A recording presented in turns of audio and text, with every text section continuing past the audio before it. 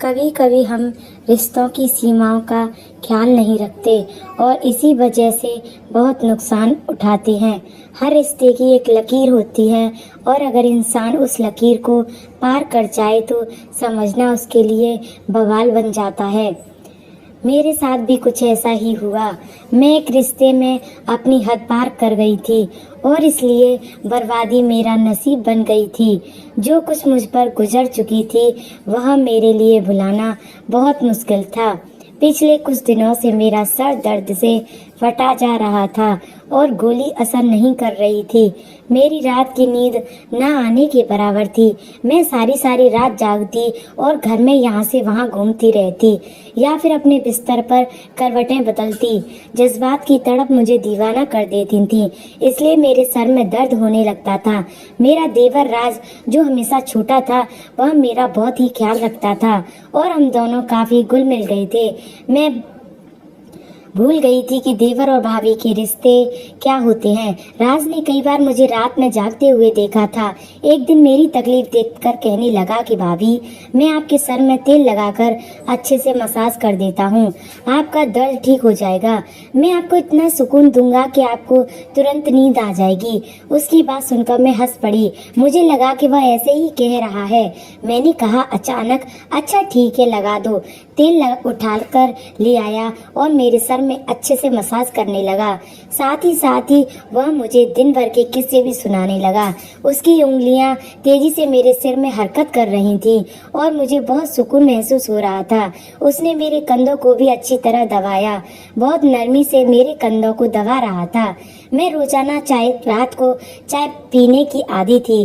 राज मेरे लिए चाय भी खुद ही बना लिया था। मालिश करवाने के बाद मैंने राज के साथ चाय पी और सोने चली गई। मुझे ऐसी नींद आई कि मैं सुबह ही उठी। सच में राज की मसाज में तो एक जादू था। मुझे बहुत ज्यादा सुकून महसूस हो रहा था। काफी दिनों के बाद मुझे इतनी गहरी नींद लगी थी। सुबह उठते ही मैं नहाने के लिए वॉशरूम में गई तो मुझे बहुत हैरत हुई जब मैंने अपने जिस्म पर कहीं कहीं तेल लगा हुआ देखा। शायद मैंने नींद में अपने सर पर हाथ लगाने के बाद जिस्म पर भी लगा दिया होगा। मैं दिन भर अपने कामों में लग गई। नींद पूरी होने की वजह से मेरे सिर का दर्द पूरी तरह गायब हो चुका था। मेरी शादी को 1 साल बीत चुका था और 1 साल मैंने बहुत ही अच्छे से गुजारा। जब मैं इस घर में दुल्हन बनकर आई थी तो मेरा देवर 16 साल का लड़का था। राज के अंदर बहुत ज्यादा बचपना था और वो मुझे बिल्कुल मेरे छोटे भाई जैसा लगता था। मेरे पति ने मुझसे कहा था कि उनके पिता बहुत जल्दी ही इस दुनिया से चल बसे, जिसकी वजह से राज को बाप का प्यार नहीं मिल सका। उनकी माँ भी राज पर और घर पर बहुत कम ध्यान दिया करती थी। इसलिए मेरे पति नीरज ने मुझसे कहा कि वह मुझसे उम्र में सिर्फ 4 साल छोटा था और इसे हम दोनों के दरमियान बहुत अच्छी दोस्ती थी। मैं उसकी हर छोटी से छोटी बात का ख्याल रखती थी। कॉलेज से आते ही भाभी भाभी कहता, मेरे आगे पीछे घूमने लगता। नीरज के यहाँ न होने की वजह से मेरे छोटे बड़े काम सब राज की जिम्मेदारी थी। वह कॉलेज से आने के बाद मेरे काम कर देता और उसके बाद मेरे ही साथ सारा वक्त गुजारता। राज के साथ रहती रहती मैंने एक बात महसूस की कि वह नीरज को पसंद नहीं करता था, बल्कि इसका जिक्र आने पर खामोश हो जाया करता, फिर बात ही बदल दिया करता। मैं उससे जानना चाहती थी कि उसे नीरज से क्या तकलीफ है, लेकिन मैं कभी यह सवाल नहीं कर पाई थी। और बहुत समय के बाद मुझे उसका जवाब मिल गया। नीरज की अम्मा सारा दिन मोहल्ले में घूमती फिरती और शाम होती जल्दी सो जाया करती। अगले दिन सुबह सवेरे ही वो फिर मोहल्ले में निकल पड़ती, इसलिए मुझे कभी भी उनकी तरफ से कोई तकलीफ नहीं थी। जिंदगी बहुत अच्छी गुजर रही थी, लेकिन नीरज के बगैर मुझे रात भर नींद नहीं आती थी और मैं सारी रात करवटें बदल बदल कर गुजारती। कभी कभी तो मेरा दिल चाहता कि मैं नीरज के पास ही चली जाऊं, लेकिन ऐसा फिलहाल मुमकिन नहीं था। इसलिए मुझे सर में दर्द रहने लगा।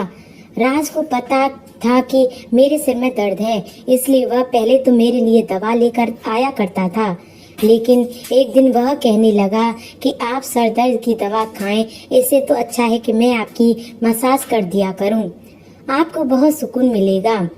मैंने कहा कि मसाज करने से बेहतर कुछ दिनों मुझे अपने भाई के पास भिजवा दो, मैं खुद ही ठीक हो जाऊंगी।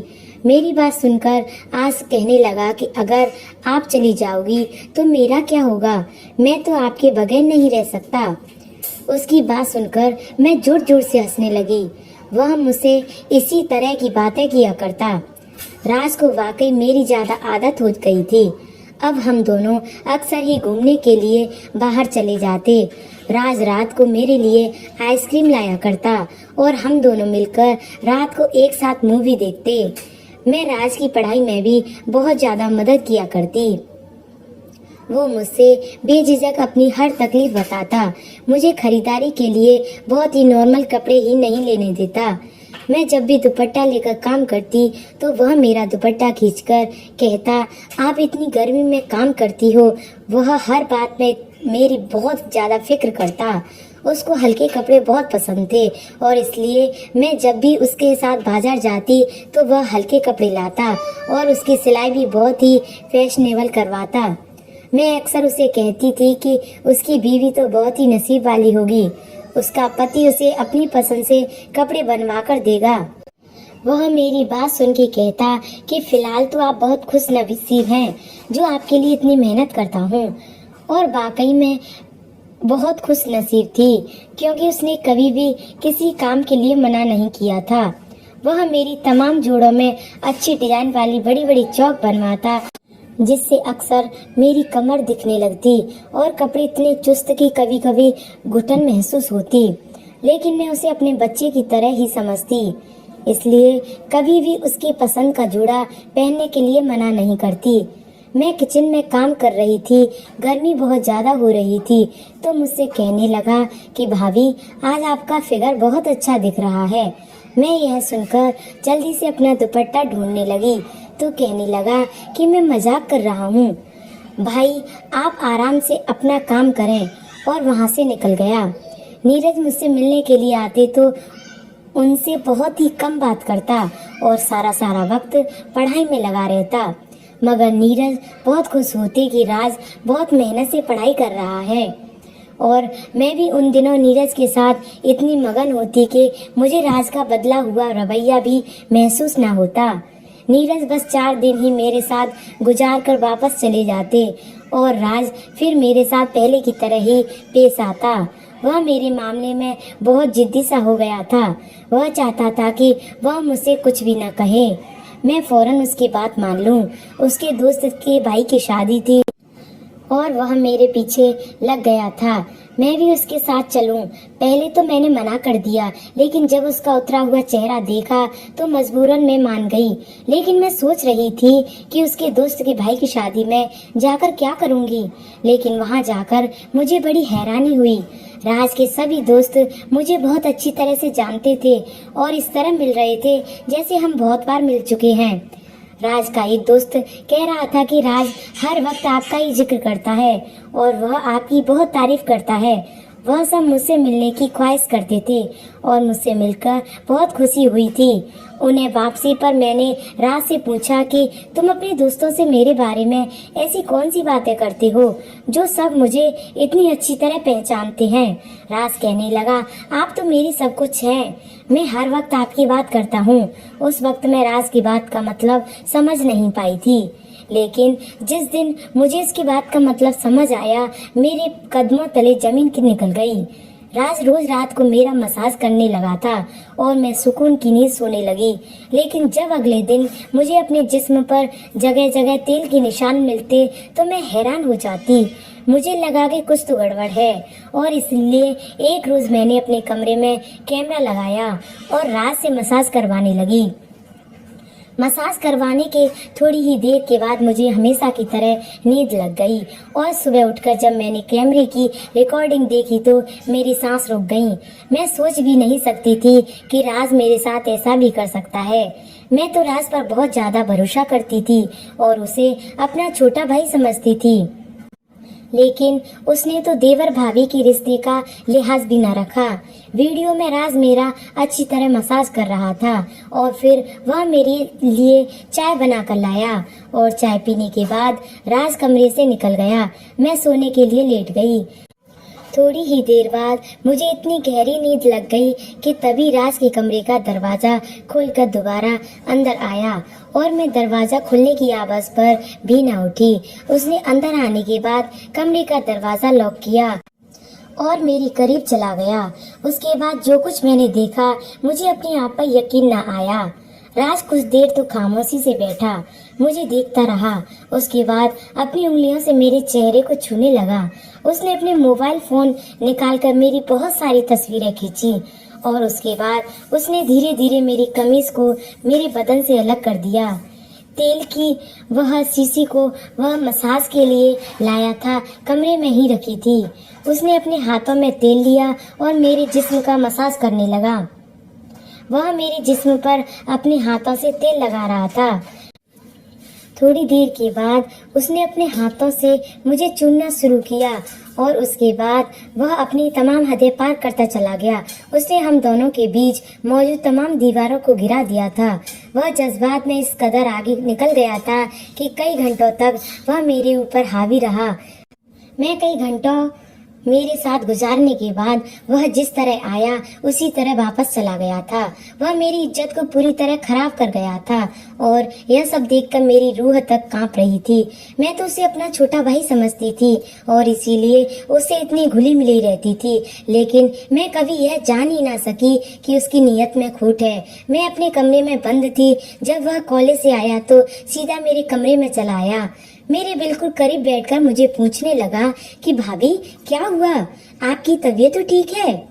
मैंने गहरी निगाह उस पर डाली और कैमरे की रिकॉर्डिंग उसकी तरफ बढ़ा दी, जिसे देखकर वह कुछ देर के लिए खामोश हो गया।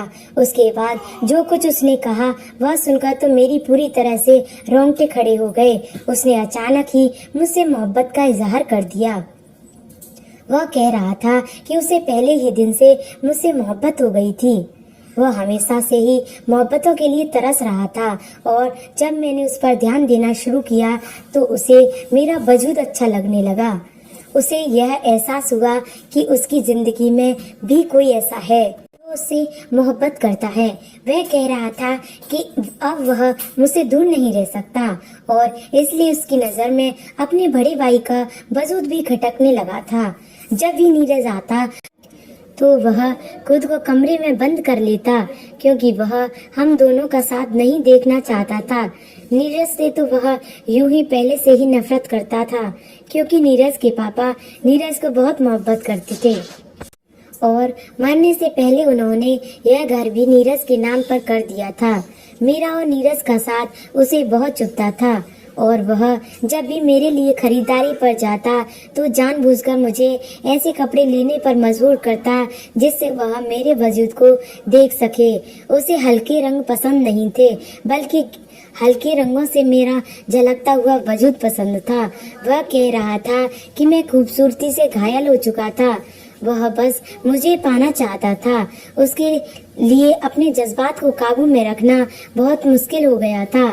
जब वह मुझे नीरज की याद में जागते हुए देखता तो वह बात उसे बेचैन करती कि मैं उसके भाई की याद में जाग रही हूँ। उसकी ख्वाहिश थी कि मैं उसके लिए बेचैन रहूं और जिंदगी भर उसके साथ रहूं। वह मुझे अपने भाई से दूर करना चाहता था और अपने करीब लाना चाहता था, इसलिए उसने मेरा मसाज करना शुरू कर दिया ताकि मैं सुकून से सो जाऊं और वह मेरी चाय में नींद की दवा मिलाकर लाता।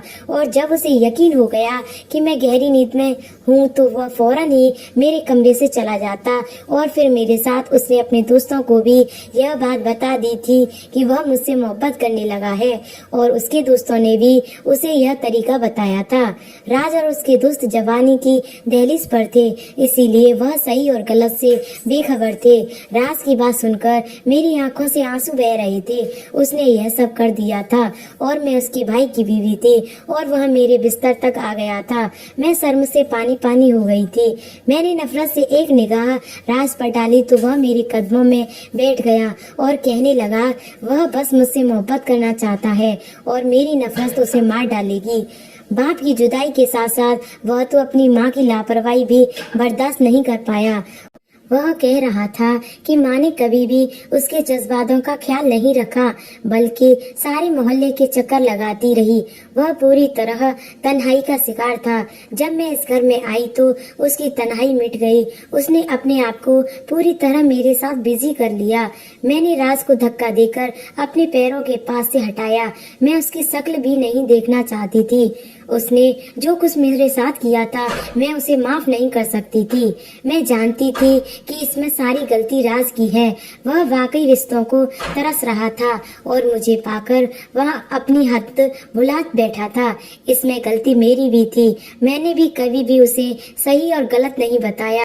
उसने जब भी मेरे लिए ड्रेस दिलवाई तो मैं उसे उसकी पसंद समझकर भूल गई थी। मैं बगैर दुपट्टे की ही उसके सामने सारे घर में घूमती रही। मैं उसे अपना छोटा भाई जरूर समझती थी, लेकिन वह मेरा छोटा भाई नहीं था।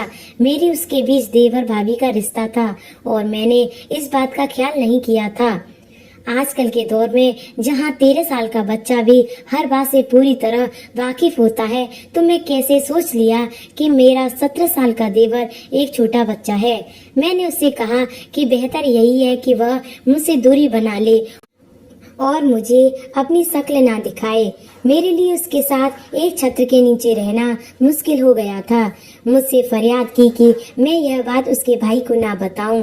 मुझ में तो खुद इतना हौसला नहीं था। मैं नीरज को खुद इतनी बड़ी सच्चाई कैसे बता सकती थी। वह बहुत शर्मिंदा था और अपने कमरे में चला गया, लेकिन मैं खुद भी अपनी नजरों में गिर गई। मैंने फौरन नीरज को फोन लगाया और उनसे कहा कि अब मैं उनके बगैर नहीं रह सकती। या तो वह खुद वापस आए या मुझे अपने पास बुला लें। मेरी बात सुनकर नीरज पहले तो हैरान रह गए कि मुझे अचानक क्या हुआ है, लेकिन जब बार बार मैं कहने लगी तो वह कहने लगे कि वह जल्द ही मुझे अपने पास बुला लेंगे। वह मुझसे कुछ वक्त मांग रहे थे ताकि वह मेरे रहने का कोई इंतजाम कर सकें और अपनी माँ से भी इस बारे में बात करेंगे। मैंने नीरज से कहा कि वह 15 दिन के अंदर अंदर मुझे अपने पास बुला ले, नहीं तो मैं हमेशा के लिए अपने घर लौट जाऊंगी। नीरज ने वादा किया कि वह 15 दिन में आकर मुझे अपने साथ ले जाएंगे। मैंने यह 15 दिन खुद को कमरे में बंद करके गुजारे। मैं राज की शक्ल भी नहीं देखना चाहती थी और जो कुछ हो चुका था मैं उसे पूरी तरह भूल जाना चाहती थी। मेरी सास को अभी अपने घर का होश नहीं था।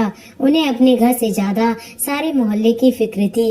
अगर वह दूसरों की खोज में रहने की वजह अपनी औलाद का ख्याल रखती तो शायद राज इस चीज का शिकार न होते। राज अकेलेपन का शिकार होकर अपने रास्ते से भटक गया था। हर रिश्ते की एक हद होती है और मैंने अपने और राज के रिश्ते की उस हद को भुला दिया था और उसी का खामियाजा उसे भुगतना पड़ा था। मैंने अपने सारे पुराने ड्रेस जला दिए थे।